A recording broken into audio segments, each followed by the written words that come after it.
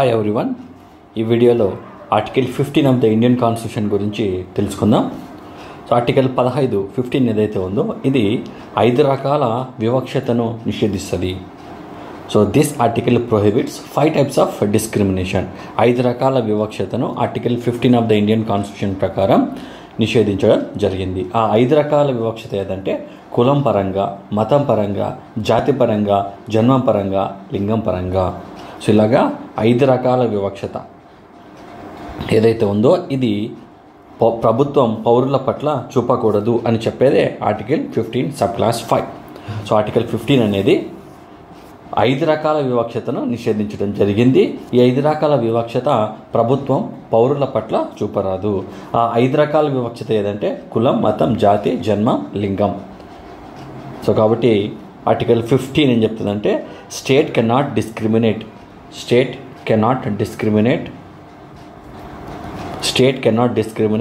based on religion, race, caste, gender and place of birth. So ఈ 5 types of discrimination ఏదైతే ఉందో ఇది ప్రభుత్వం పౌరుల పట్ల చూపకూడదు. State cannot discriminate based on the grounds of religion, race, caste, gender, place of birth. కాబట్టి article 15 అనేది ఎన్ని రకాల వివక్షతను నిషేధించిందంటే 5 రకాల వివక్షతను నిషేధించింది. అలాగే ఆర్టికల్ 15 సబ్ క్లాస్ 2లో మనకు పబ్లిక్ స్థలాలలో ఇలాంటి వివక్షత చూపకూడదు అని చెప్పి మెన్షన్ చేయడం జరిగింది. సో పబ్లిక్ స్థలాలు అంటే హోటల్స్ కానీ, అలాగే రెస్టారెంట్స్ కానీ, షాప్స్ కానీ, అలాగే పార్క్స్ ఏవైతే ఉన్నాయో పార్క్స్ కానీ, అలాగే పబ్లిక్ ప్లేసెస్ కానీ, అలాగే వినోద కేంద్రాలు, ఇవే కాకుండా కాలువలు, కెనాల్స్, వెల్స్, బావులు, స్నానవాటికలు, బాతింగ్ ఘాట్స్, రోడ్స్. సో ఇలాంటి పబ్లిక్ స్థలాలు ఏవైతే ఉంటాయో వీటి దగ్గర ప్రభుత్వం వివక్షత చూపకూడదు. పబ్లిక్ స్థలాల్లో వివక్షత పౌరుల పట్ల ఇది 5 రకాల వివక్షత చూపకూడదు అని చెప్పేసి ఈ 15లో మెన్షన్ చేయడం జరిగింది. అలాగే కొన్ని సందర్భాలలో మహిళలకు, పిల్లలకు ప్రభుత్వం కల్పించిన ప్రత్యేక సౌకర్యాలను వివక్షతగా భావించరాదని ఆర్టికల్ 15 సబ్ క్లాస్ 3 చెప్తుంది. సో ఇదేం చెప్తుందంటే state is empowered to make special provisions for the welfare of women and children. So for the welfare of women children కోసం ప్రభుత్వం ఏవైతే స్పెషల్ ప్రొవిజన్స్ ప్రొవైడ్ చేసి ఉంటుందో వాటిని డిస్క్రిమినేషన్గా భావించకూడదని ఆర్టికల్ 15 సబ్ క్లాస్ 3 చెప్తుంది. అలాగే ఈ 3 కూడా 15 sub class 1, 15 sub class 2, 15 sub class 3 ఈ 3 కూడా మనకు రాజ్యాంగం అమలులోకి వచ్చే టైంలోనే ఉన్నాయి. ఆ తర్వాత 15లో ఉన్న 15 సబ్ క్లాస్ 4 కానీ, సబ్ క్లాస్ 5 కానీ, సబ్ క్లాస్ 6 కానీ ఈ 3 కూడా ఆ తర్వాత కొన్ని రాజ్యాంగ సవరణల ద్వారా రాజ్యాంగంలో వీటిని యాడ్ చేయడం జరిగింది. ముందుగా 15 సబ్ క్లాస్ 4 ఇదేం చెప్తుందంటే సాంఘికంగా, విద్యాపరంగా వెనుకబడిన వర్గాలకు మరియు SC/STలకు గవర్నమెంట్ విద్యా సంస్థల యందు రిజర్వేషన్స్ను వివక్షతగా భావించరాదు అని 15 సబ్ క్లాస్ 4 చెప్తుంది. ఈ 15 సబ్ క్లాస్ 4 అనేది 1951లో ఫస్ట్ కాన్స్టిట్యూషనల్ అమెండ్మెంట్ ద్వారా యాడ్ చేయడం జరిగింది.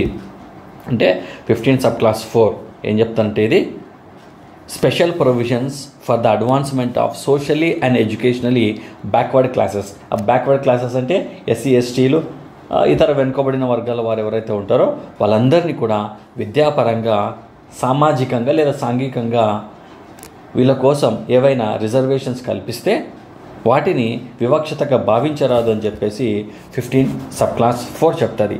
అలాగే ఈ రిజర్వేషన్స్ ఎక్కడ అంటే ముఖ్యంగా విద్యా సంస్థల యందు. ఏ విద్యా సంస్థల యందు అంటే గవర్నమెంట్ విద్యా సంస్థల యందు ప్రభుత్వం వెనుకబడిన వర్గాల వారికి SC/STలకు ఏదైతే రిజర్వేషన్స్ కల్పించి ఉంటుందో దాన్ని వివక్షతగా భావించరాదు అని 15 సబ్ క్లాస్ 4 చెప్తుంది.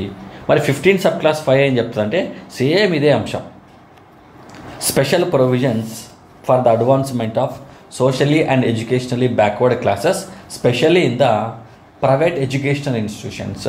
15 సబ్ క్లాస్ 4 ఏమో గవర్నమెంట్ విద్యా సంస్థలలో రిజర్వేషన్స్ గురించి చెప్తే 15 సబ్ క్లాస్ 5 ఏమో ప్రైవేట్ విద్యా సంస్థల్లో రిజర్వేషన్స్ గురించి చెప్తుంది.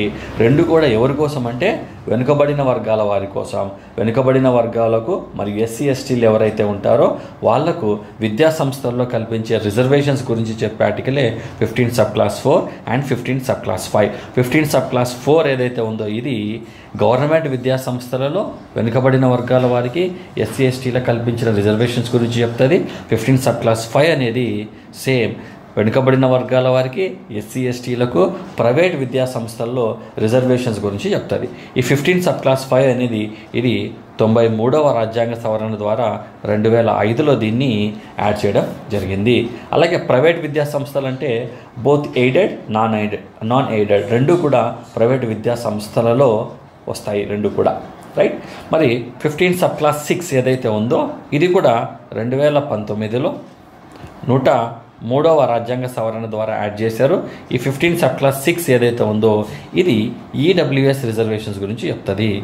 ఈడబ్ల్యూఎస్ రిజర్వేషన్స్ 10% రిజర్వేషన్ ఏదైతే ఉందో 10% ఈడబ్ల్యూఎస్ రిజర్వేషన్స్ గురించి చెప్పేదే 15 సబ్ క్లాస్ 6.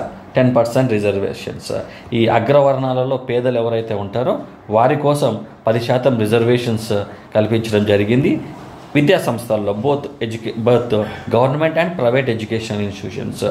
సో గవర్నమెంట్ అలాగే ప్రైవేట్ విద్యా సంస్థల యందు 10% ఈడబ్ల్యూఎస్ రిజర్వేషన్ ఏదైతే ఉందో దాని గురించి తెలియజేసే ఆర్టికల్ ఏదంటే 15 సబ్ క్లాస్ 6. సో ఈ వీకర్ సెక్షన్స్ ఈడబ్ల్యూఎస్ రిజర్వేషన్ ఏదైతే ఉందో ఎకనామికల్లీ వీకర్ సెక్షన్స్ ఈ రిజర్వేషన్ ఇచ్చేటప్పుడు మనం ఆర్థిక అంశాలను పరిగణనలోకి తీసుకోవడం జరిగింది. అందుకే ఎకనామికల్లీ వీకర్ సెక్షన్ అని చెప్పేసి 10% రిజర్వేషన్ ఇవ్వడం జరిగింది. ఓసీలో పేదవాళ్ళు ఎవరైతే ఉంటారో వారికి 10% రిజర్వేషన్. వెరాస్ 15 సబ్ క్లాస్ 5 కానీ సబ్ క్లాస్ 4 కానీ తీసుకుంటే అక్కడ ఆర్థిక అంశాలను పరిగణనలోకి తీసుకోలేదు. మనం కేవలం సామాజిక అంశాలను అలాగే విద్యాపరమైనటువంటి అంశాలను అంటే సామాజికంగా వెనుకబాటుతనానికి గురైన వారు విద్యాపరంగా వెనుకబాటుతనానికి గురైన వారికి మాత్రమే మనం 15 సబ్ క్లాస్ 4 15 సబ్ క్లాస్ 5 ప్రకారం రిజర్వేషన్స్ ఇవ్వడం జరిగింది.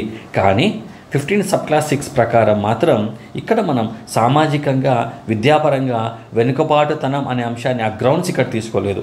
15 సబ్ క్లాస్ 6లో మనం తీసుకున్నటువంటి గ్రౌండ్స్ ఏదంటే ఎకనామికల్లీ వీకర్ సెక్షన్స్ ఆర్థికంగా వెనుకబాటుతనానికి గురైన వారు ఎక్కడ ఓసీలలో అగ్రవర్ణాలలో ఉన్నటువంటి పేదలు.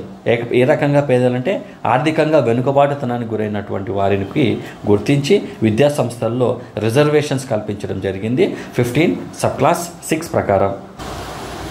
అలాగే 15 sub class 4 15 sub class 5 15 sub class 6 నుంచి మినహాయింపు విన్న విద్యా సంస్థలు ఏవంటే మైనారిటీస్.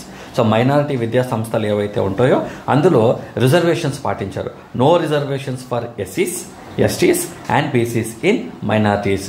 ఈ రిజర్వేషన్స్ అనేటివి కేవలం ప్రభుత్వ విద్యా సంస్థలు ప్రైవేట్ విద్యా సంస్థల్లో మాత్రమే.